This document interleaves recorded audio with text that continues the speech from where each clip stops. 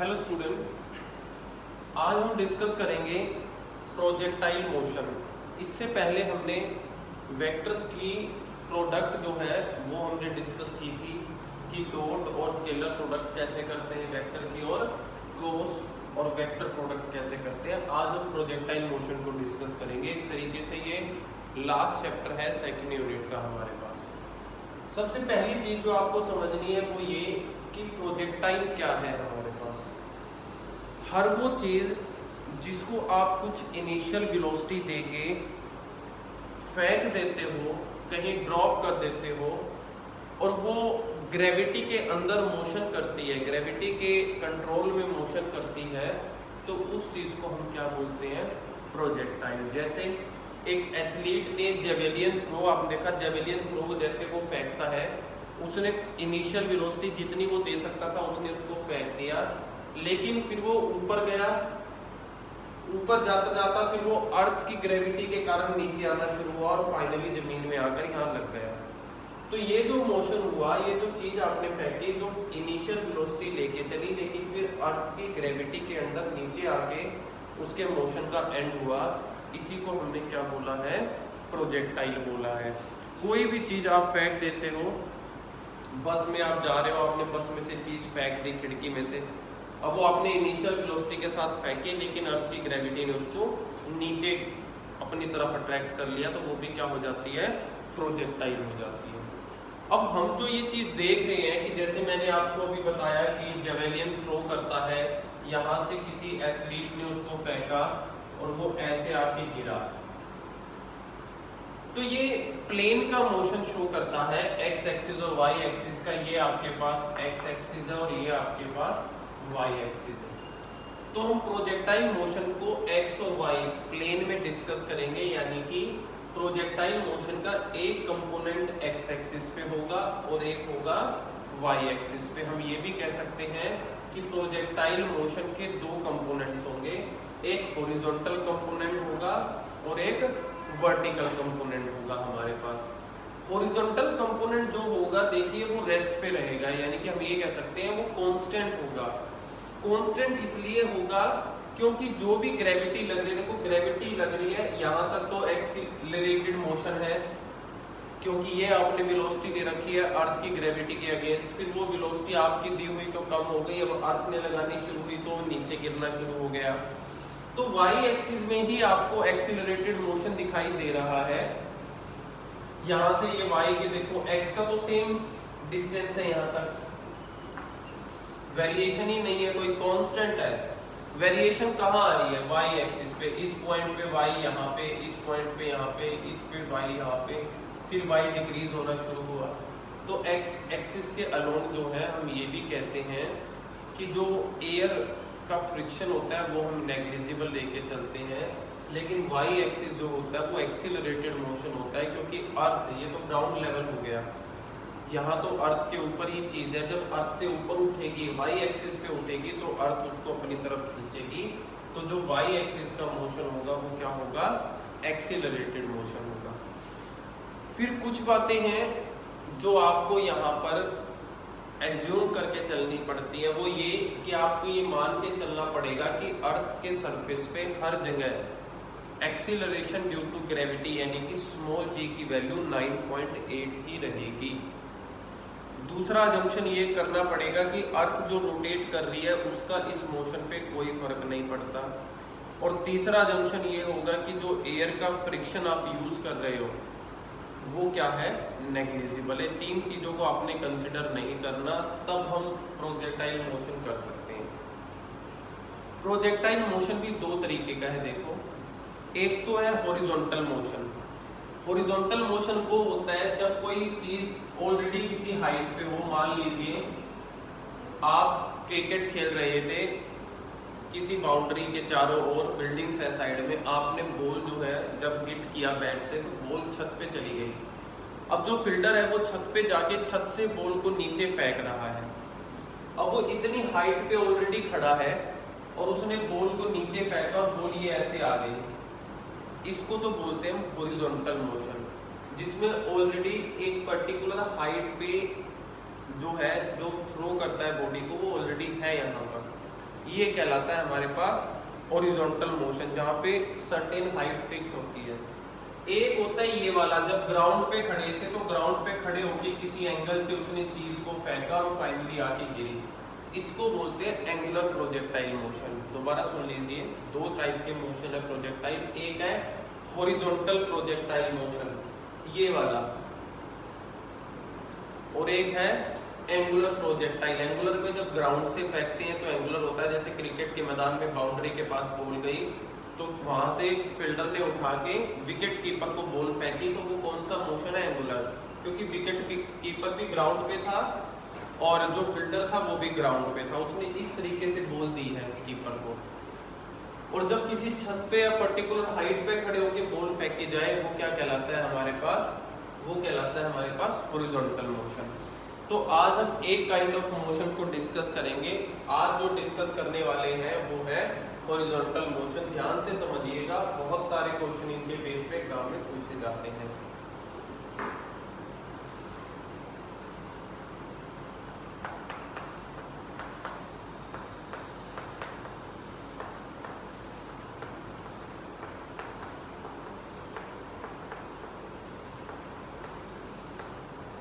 पांच चीजें हम जनरली हॉरिजॉन्टल प्रोजेक्टाइल मोशन में निकालते हैं।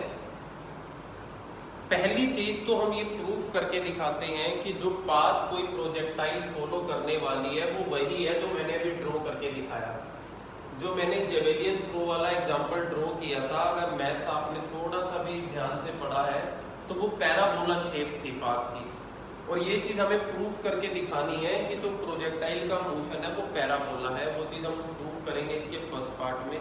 इस क्वेश्चन को हम 5 पार्टों में करने वाले हैं। फिर हम इसका टाइम ऑफ फ्लाइट निकालेंगे। हम ये पता लगाएंगे कि जब कोई चीज आपने फेंक दी तो वो कितनी देर तक हवा में रही, आपके फेंकने के बाद और ग्राउंड में टच होने से पहले तक कितना टाइम उसको रहा। फिर हम इसमें पता लगाते हैं हाइट, कितनी हाइट पे वो चीज थी जब उसको फेंका गया। मोस्टली ये वाला पार्ट जो है हॉरिजॉन्टल प्रोजेक्टाइल में फिक्स्ड होता है, क्योंकि बता दिया जाता है कि आप 20 मीटर की हाइट पे खड़े हो या कितनी हाइट पे खड़े हो। इसको एंगुलर में निकाला जाता है, यहाँ फिक्स्ड होता है ये। फिर हम इसमें निकालते हैं हॉरिजॉन्टल रेंज। आपने अगर छत पे खड़े होकर बॉल फेंकी तो कितनी दूर बॉल फेंकी ग्राउंड से, उसको बोला जाता है हॉरिजॉन्टल रेंज। और लास्ट में ये निकाला जाता है कि रिजल्टेंट वेलोसिटी क्या थी उसकी। ये सारी चीजें आपको बहुत आसान लगेंगी। पहले हम एक डायग्राम ड्रॉ कर लेते हैं। देखिए,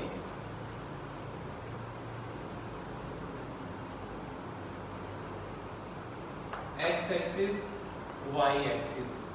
कोई यहाँ पर खड़ा है जिसकी हाइट h है, तो यानी कि हाइट हमें पहले से ही पता है कि हाइट h है। यहाँ से उसने इस डायरेक्शन में u वेलोसिटी के साथ, जब टाइम 0 था तो बॉडी यहाँ थी, फिर उसने u वेलोसिटी के साथ, अब u वेलोसिटी की डायरेक्शन देख लो आप, किससे मैच खा रही है?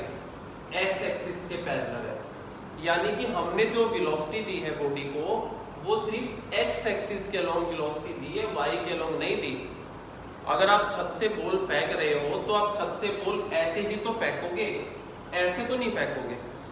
आपने नीचे ग्राउंड में बॉल देनी है, छत पे बॉल चली गई है, तो जो तरीका है फेंकने का, आप छत से बॉल उठाओगे और ऐसे नीचे की तरफ फेंक दोगे। तो आप जो वेलोसिटी दे रहे हो वो एक्स एक्सिस के अलोंग दे रहे हो, वाई के अलोंग तो ऊपर की तरफ देते। तो ये बात याद रखनी है आपको। यहाँ पे मैं लिख भी देता हूँ कि velocity along, initial velocity along Y axis यहाँ पे क्या है? 0 है। वाई एक्सिस के केस में हम इनिशियल वेलोसिटी 0 मान के चलेंगे। अब ये जो चीज हमने फेंकी, आपने देखा कि ये फिर आपके अलोंग ऐसा मोशन करते हुए नीचे आ गई, नीचे आके गिर गई। डार्क लाइन कर देते हैं, ऐसे नीचे आ गई। ये मोशन का हुआ उसका, यहाँ पर वो आके गिरी। अब ये जो डिस्टेंस है इसको बोलते हैं हॉरिजॉन्टल रेंज। इस पॉइंट से इस पॉइंट को मेजर कर लेंगे, जो डिस्टेंस होगा वो क्या होगा? हॉरिजॉन्टल रेंज होगा आपके पास। अब कोई पॉइंट मान लेते हैं बीच में, कहीं भी मान लो ये पॉइंट आपने कंसीडर किया। जब बॉडी यहाँ से आ रही थी और इस पॉइंट पर थी तो उसने एक्स एक्सिस पे जितना डिस्टेंस कवर कर लिया था वो था x, यहाँ पे थी तो यहाँ से यहाँ तक आई, तो मान लेते हैं एक्स एक्सिस पे डिस्टेंस कितना कवर हो चुका था, एक्स, और वाई एक्सिस पे वो कितना डाउन आ चुकी थी, सीधा जानी थी लेकिन वो इतना डाउन आ चुकी थी, ये था वाई, यहाँ से यहाँ आ चुकी थी, तो वाई पे तो डाउनवर्ड मोशन वाई उसने इतना कवर किया और एक्स का इतना पार्ट कवर किया। अब हॉरिजॉन्टल वेलोसिटी इस तरफ है, तो इस पॉइंट पर फाइनल वेलोसिटी का एक्स एक्सिस का कंपोनेंट तो ये होगा बाहर की तरफ, और क्योंकि वाई एक्सिस में वो नीचे की तरफ आती जा रही है तो वाई एक्सिस का कंपोनेंट ये होगा। दो वेक्टर जिनको टेल से जोड़ा गया है, तो अगर उनका रिजल्टेंट निकाला जाए तो रिजल्टेंट होगा ये वी आर। दोबारा देख लीजिए, कोई भी पॉइंट आपने कंसीडर किया, इस पॉइंट पे आपने देखा कि एक्स एक्सिस के अलाउंग तो उसने डिस्टेंस एक्स कवर कर लिया और वाई के कंपैरिजन में वो वाई से नीचे आ चुका है, वाई डिस्टेंस कवर कर लिया। इस पॉइंट पे वाई तो नीचे आ रहा है, तो वाई का कंपोनेंट तो डाउनवर्ड, एक्स का हॉरिजॉन्टल इस तरफ, और रिजल्टेंट क्या आएगा, वी आर आएगा। ये डायग्राम है जो हमें समझने हैं इसके सारे पॉइंट। अब हम एक एक करके डिस्कस करेंगे। सबसे पहला पार्ट करेंगे हम, ये शो करेंगे कि जो पाथ ट्रेवल किया गया है प्रोजेक्टाइल ने वो कैसा है, पैराबोलिक है। First part, show that path travelled by projectile is parabolic.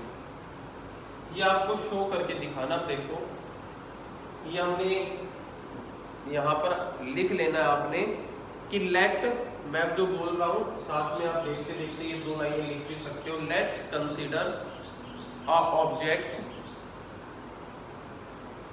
Throne from a height h with initial velocity u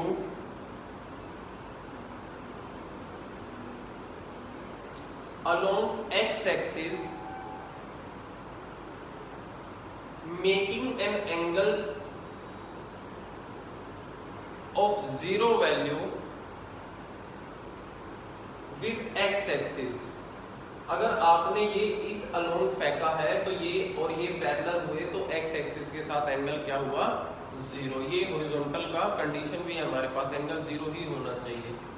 अब देखिए, अब हमने पाथ को पैराबोलिक शो करना है, और ये आप कह चुके हो कि जो पाथ कवर होता है वो दो कंपोनेंट्स में होता है, ये हमने अभी पढ़ा था।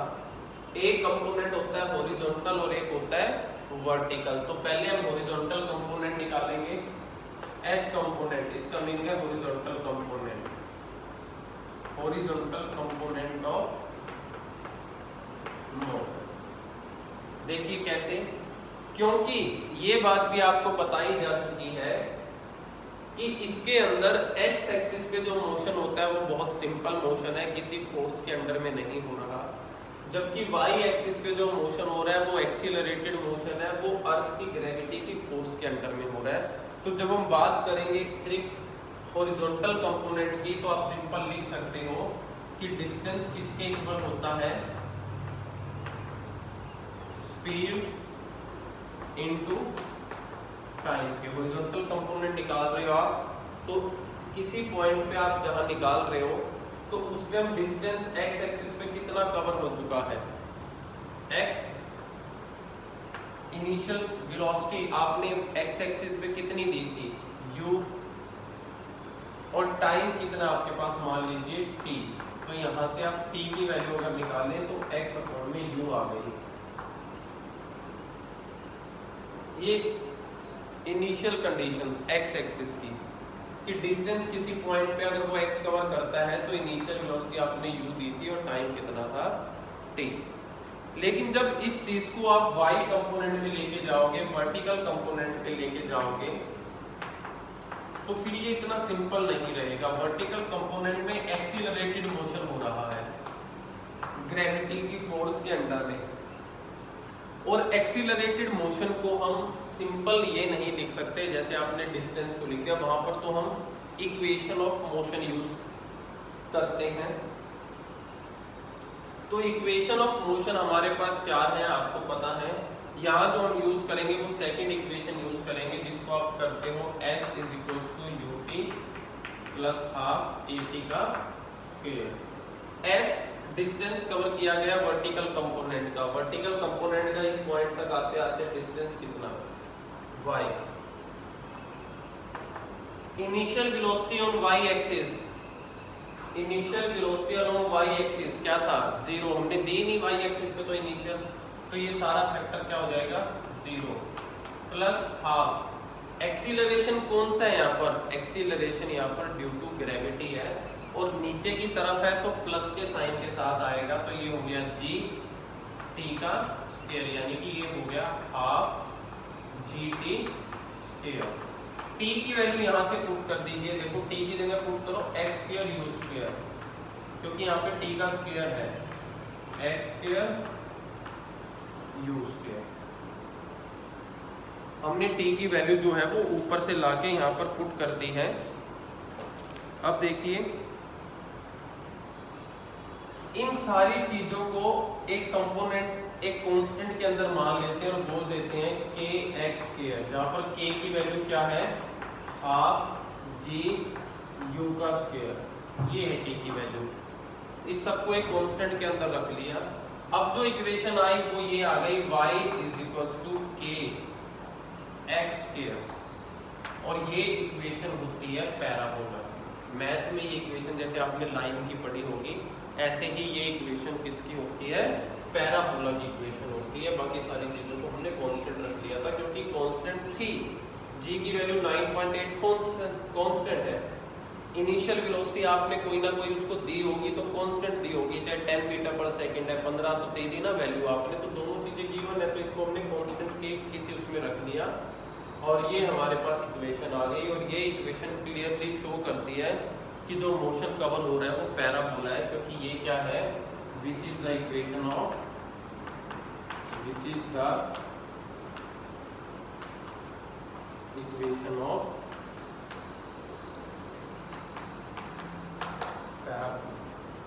ये पैराबोला की इक्वेशन।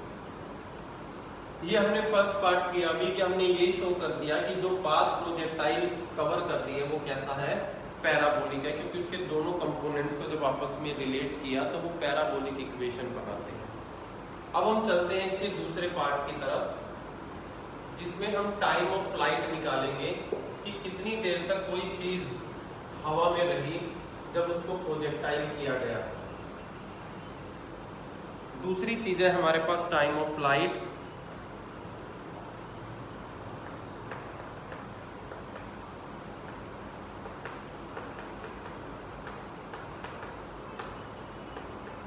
इट इज द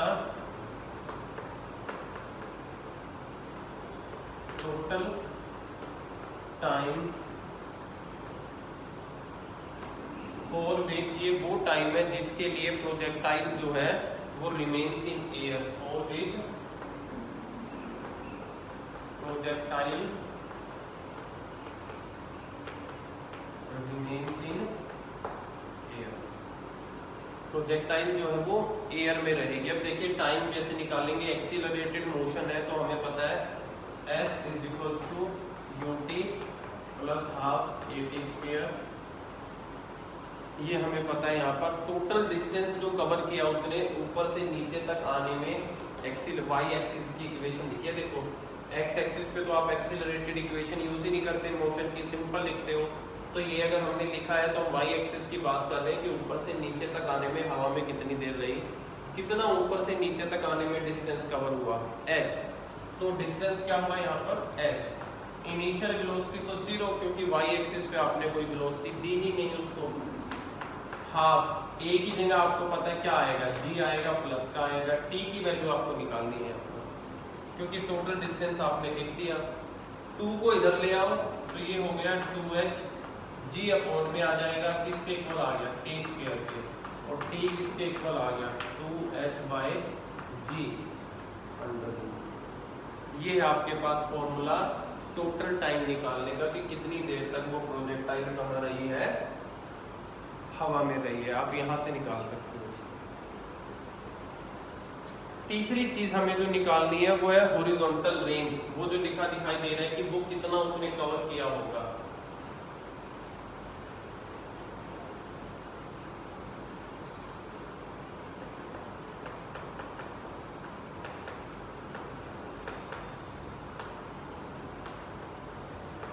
क्या होता है हॉरिजॉन्टल रेंज हमारे पास? Horizontal distance travel by projectile during the time of flight, it is the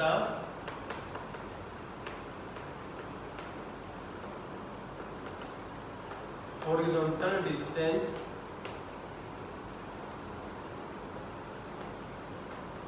covered by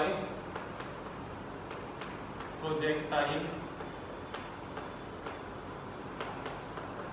during time of flight। जब तक वो हवा में रहा तो उसने कितना हॉरिजॉन्टल डिस्टेंस कवर किया, यहाँ से लेके यहाँ तक वो हॉरिजॉन्टल डिस्टेंस कवर किया, वो आपको निकालना है। और ये आपको पता है जब भी हॉरिजॉन्टल की बात होती है तो सिंपल इक्वेशन लेते हैं, क्योंकि वहाँ पर एक्सीलरेटेड मोशन नहीं है। तो इसका मीनिंग है कि डिस्टेंस को अगर हम रेंज बोल दें, हॉरिजॉन्टल रेंज, तो किसके इक्वल होगा? स्पीड इनटू टाइम, जब तक वो हवा में रहा। स्पीड तो आपको पता है इनिशियल क्या है, u, एक्स एक्सिस पे तो u है, और साथ में आपने क्या कर दिया? टोटल टाइम जो आपने अभी निकालना है, कितने टाइम हवा में था, 2h/g, ये मल्टीप्लाई कर दी।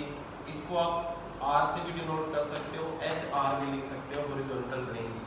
ये आ गया फॉर्मूला आपके पास।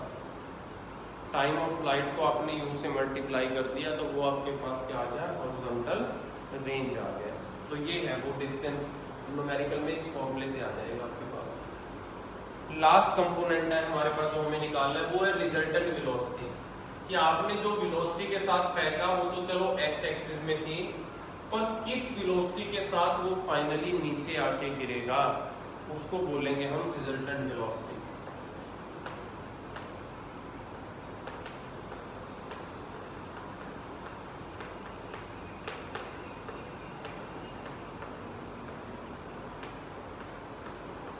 The resultant velocity of a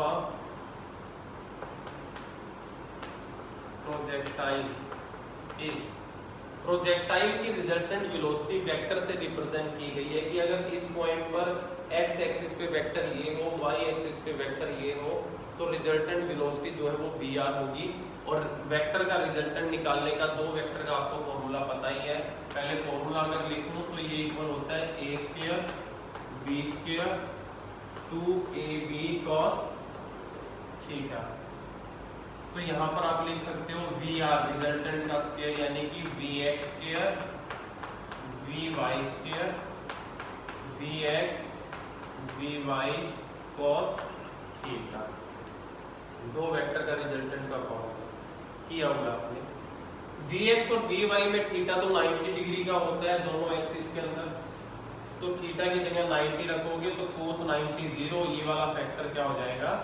0 हो जाएगा। जो बचेगा वो सिर्फ ये बचेगा VR = VX square VY square.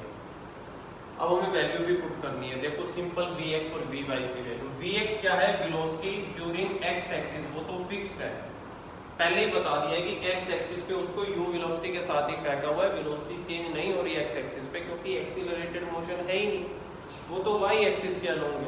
तो Vx की वैल्यू तो फिक्स्ड हो गई, लेकिन Vy फाइनल वेलोसिटी किसके equal? u plus at, first equation motion की। अब इनिशियल वेलोसिटी तो 0 है, y एक्सिस में आपने दी नहीं, ऊपर लिख रखा है, और a की जगह क्या आ रहा है? gt। तो Vy की वैल्यू क्या आ गई? gt, और Vx की वैल्यू क्या है? u। यहाँ पुट करोगे तो under root u square v square t square. इसकी जगह gt रखा तो दोनों का स्क्वायर, और इसकी जगह क्या रख दिया? u रखा तो u का स्क्वायर। ये है रिजल्टेंट। लेकिन ध्यान रखना ये चीज, जब भी आप वेक्टर का रिजल्टेंट का फॉर्मूला यूज करते हो तो सिर्फ रिजल्टेंट ही निकाल के नहीं दिखाना होता, हमेशा याद रखना कि वहां पर आपको डायरेक्शन भी निकाल के दिखानी होती है। तो अगर जिस एंगल से वो आके गिरा, या रिजल्टेंट एक्स एक्सिस के साथ जो एंगल बना रहा है वो क्या है? बीटा है। तो आपको जो डायरेक्शन निकाल के दिखानी है वो है, आपको बताना है फिर टेंजेंट बीटा। और टेंजेंट बीटा जो आपको पता है किसके इक्वल होगा? Vy/Vx, perpendicular by base. ये है परपेंडिकुलर और ये है बेस। इनकी वैल्यू और पुट कर देते हैं। Vy की वैल्यू gt और Vx की वैल्यू u। तो अगर बीटा निकालना हो तो टेंजेंट उस तरफ चला जाएगा, ये आएगा जी के अपॉन में, ये आपके पास आ गई डायरेक्शन। ये कंप्लीट टॉपिक था हमारे पास हॉरिजॉन्टल प्रोजेक्टाइल मोशन का। 5 नंबर में या 3 नंबर में क्वेश्चन पूछा जाता है, 5 में इसके साथ एक न्यूमेरिकल अटैच कर देते हैं, अदरवाइज 3 नंबर में डेरिवेशन आता है। तो आपको 4 चीजें निकाल के दिखानी है। पहला शो करना है पाथ प्रोजेक्ट, हाँ पैराबोलिक है। दूसरा आपको टाइम ऑफ फ्लाइट निकालना है। तीसरा हॉरिजॉन्टल रेंज निकालनी है, और चौथा रिजल्टेंट वेलोसिटी निकालनी है। पांचवी चीज जो होती है वो वर्टिकल हाइट होती है, जो ऑलरेडी आपको h दे रखी है। एंगुलर वाले जो नेक्स्ट प्रोजेक्टाइल का हमारा केस होगा उसमें पांचवी चीज भी हम निकालेंगे। ठीक है, तो आपने इन सारी चीजों को अच्छे से एक बार दोबारा देख के प्रैक्टिस कर लेनी है।